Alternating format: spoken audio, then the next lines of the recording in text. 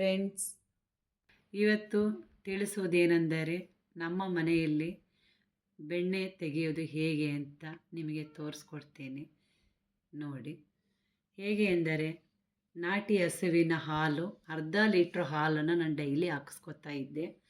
ಅದರಲ್ಲಿ ಕಾಯಿಸಿ ಆರಿಸಿ ಕೆನೆಯೆಲ್ಲ ತೆಗೆದು ಒಂದು ಡಬ್ಬಿ ಒಳಗೆ ಇಟ್ಕೊಂಡು ಅದನ್ನು ಫ್ರಿಜ್ಜಲ್ಲಿಟ್ಟು ನಾನು 15 ದಿನಗಳ ಕಾಲ ತೆಗೆದು ಡಬ್ಬಿಯಲ್ಲಿಟ್ಟು ಅದನ್ನು ಒಂದು ದಿನ ಹಾಕಿ ಆ ಎಪ್ಪನ್ನು ಮೊಸರು ಮಾಡಿಕೊಂಡು ಆಮೇಲೆ ಮಜ್ಜಿಗೆ ಥರ ಕಡ್ದು ಇಷ್ಟು ಬೆಣ್ಣೆ ಬಂದಿದೆ. ನಾಟಿ ಹಸುವಿನ ಬೆಣ್ಣೆ ಇದು, ಮನೆಯಲ್ಲೇ ಮಾಡಿರುವಂತಹ.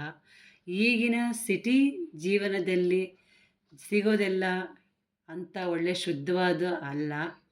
ಹಂಗಾಗಿ ಆದಷ್ಟು ಮನೆಯಲ್ಲೇ ಶುದ್ಧವಾಗಿ ಮಾಡ್ಕೊಳ್ಳೋ ಅಂಥ ಬೆಣ್ಣೆ ಮಾಡಿದ್ದೀವಿ. ಒಂದು ಲೈಕ್ ಕೊಡಿ.